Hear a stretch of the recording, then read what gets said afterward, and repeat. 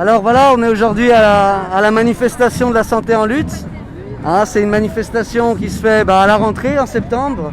Ça fait des mois que l'épidémie, la pandémie de Covid-19 s'est abattue sur le monde, sur la Belgique.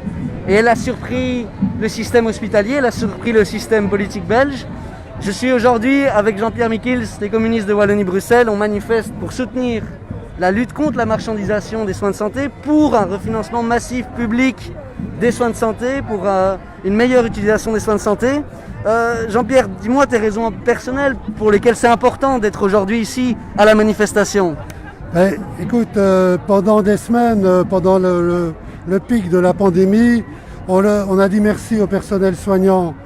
Mais ce qu'il fallait dire aussi, c'est merci et on sera à côté de vous après la pandémie ou quand ça se calmera pour défendre vos droits, pour défendre le financement des soins de santé et pour capturer les moyens énormes qui existent encore pour financer et la sécurité sociale et les besoins des gens.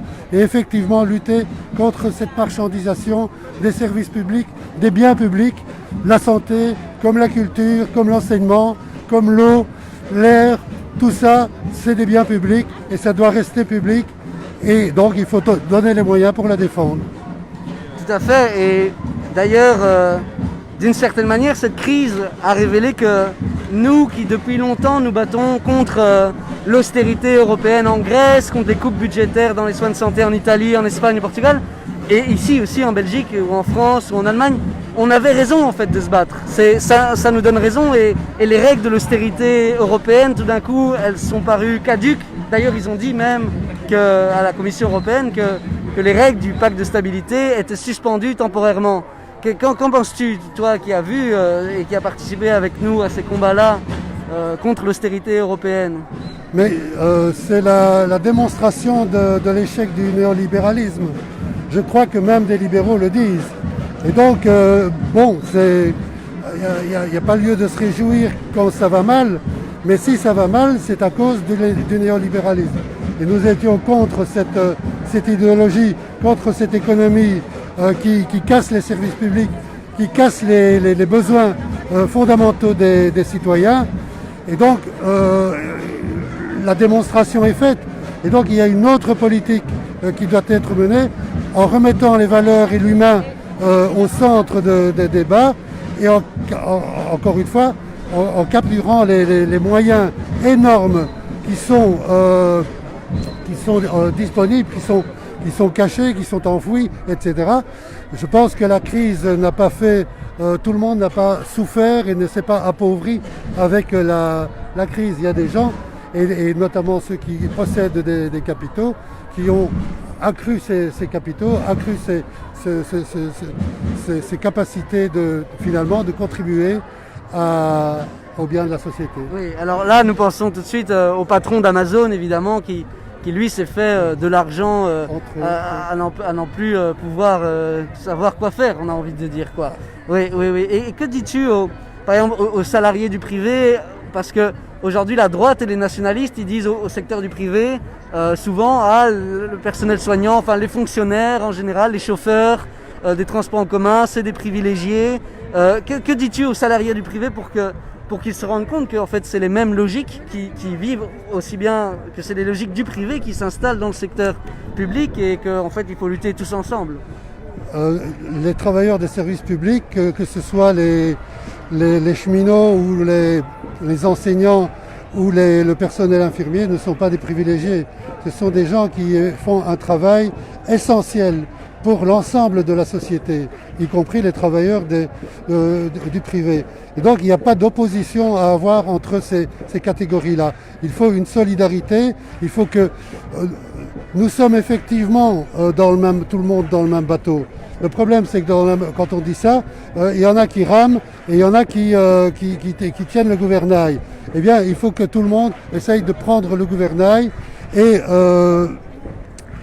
apporte le bateau à flot, c'est-à-dire que pour le bien de la société, que ce soit sur le plan social, sur le plan économique, mais sur le plan écologique aussi. Je reviens sur la question culturelle, je pense que c'est une question très importante et nous serons présents lorsqu'il y aura encore des manifestations des artistes et des travailleurs culturels, parce que c'est une fonction extrêmement importante dans la société.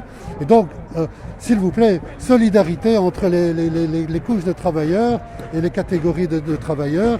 Nous devons absolument être unis pour combattre cet ennemi.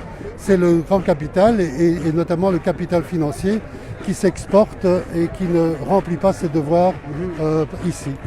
Et d'ailleurs, comme le disent aujourd'hui les dirigeants de la FGTB, peu importe quel gouvernement fédéral il y a, l'important ce sera le programme, le contenu. Est-ce qu'ils vont mettre de l'argent sur la table? Est-ce qu'ils vont faire contribuer les grandes fortunes au budget des services publics? C'est ça la question d'une certaine manière.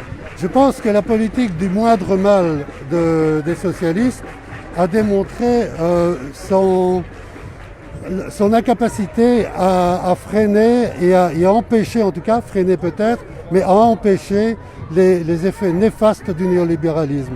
Et donc, cessons avec le moindre mal et allons vers des mesures fortes qui transforment la société et qui rend la vie plus facile, plus juste pour l'ensemble de la population. Et ensemble, nous allons aussi nous battre pour la relocalisation de la production en Belgique, en Wallonie. C'est le message aussi qu'on veut porter aujourd'hui d'une certaine manière. On a bien vu qu'on dépendait de productions à l'étranger, qu'elles soient en Asie, en Europe de l'Est, et que dès qu'il y a quelque chose qui se grippe, c'est toute la machine qui s'arrête. Depuis que je suis au Parti communiste, ça fait un demi-siècle, nous n'avons cessé de dire qu'il fallait défendre les entreprises et la production chez nous. Je viens de la région du Centre. C'est une région qui, au début du siècle, fin du 19e siècle et début du 20e siècle, a été une des régions les plus riches, avec notamment la construction ferroviaire. Il n'y a plus rien aujourd'hui dans ce domaine. C'est le désert complet. Ça, ce ne sont pas les travailleurs qui l'ont voulu, c'est le capital. Oui. Eh bien, il faut effectivement reproduire. La tragédie plutôt, ou la tragicomédie que l'on a vécue avec les masques. Ceci est un masque fabriqué main par une amie. Nous avons manqué de masques et ça a entraîné des effets absolument catastrophiques dans certains milieux, notamment dans les maisons de repos et de soins. On a eu une industrie textile. Il pourrait y avoir des commandes régulières et qu'on alimente les réserves en cas de besoin. Et nous ne sommes pas prêts je le crains, de ne plus avoir besoin de production de masques. Donc ce genre de produits de première nécessité qui peuvent s'avérer vitaux à certains moments, il faut pouvoir les produire chez nous aussi et ne pas dépendre effectivement de l'étranger avec les risques que l'on a courus, c'est d'avoir des masques qui ne valaient rien, etc. On a dépensé des sommes formidables pour des masques qui n'ont servi à rien. Oui. Donc voilà, ce sont des leçons que je crois que le pouvoir doit absolument retenir, et ça implique qu'il faut effectivement changer la vision de la société, la vision de l'économie, et c'est un peu notre combat que nous menons ici, et que nous menons sur le plan européen avec le Parti de la gauche européenne pour une autre société. Tout à fait. Et donc c'est pour ça que le mouvement Demain et communistes de Wallonie-Bruxelles se retrouvent ensemble dans le Parti de la gauche européenne. Aujourd'hui, c'est une journée spéciale parce que c'est notre premier tract commun et jour où nous manifestons ensemble. Et voilà, tout ce que tu as dit, on est tout à fait d'accord là-dessus. C'est le combat commun qu'on veut mener. On enjoint vraiment tout le monde à nous rejoindre dans ce combat-là et à suivre les mouvements sociaux, les mouvements syndicaux. Et on sera présents, déterminés. Et on espère que les gens qui nous rejoindront sont aussi déterminés que nous à se battre pour une société meilleure, un monde meilleur, plus égalitaire, plus écologique, respectueux de l'être humain et des conditions de vie dans lesquelles la vie de l'être humain est possible. Eh bien, merci beaucoup Jean-Pierre. Merci aussi. Voilà, merci beaucoup à tous les camarades. Ici, voilà, on est avec donc les communistes de Wallonie-Bruxelles, le Parti de la gauche européenne et le mouvement Demain. Voilà, on se bat pour tout ça, le refinancement des soins de santé, la fin de l'austérité dans les services publics et la relocalisation des productions vitales et nécessaires, stratégiques et essentielles. Voilà, nous sommes en direct d'une grande manifestation qui a beaucoup de succès, il y a beaucoup de monde et voilà, nous espérons vraiment voir de plus en plus de gens, de plus en plus nombreux dans les manifestations et dans nos assemblées. Tenez-vous bien au courant, nous allons vous tenir au courant et vous donner de prochains rendez-vous politiques avec nos deux formations, ça c'est sûr.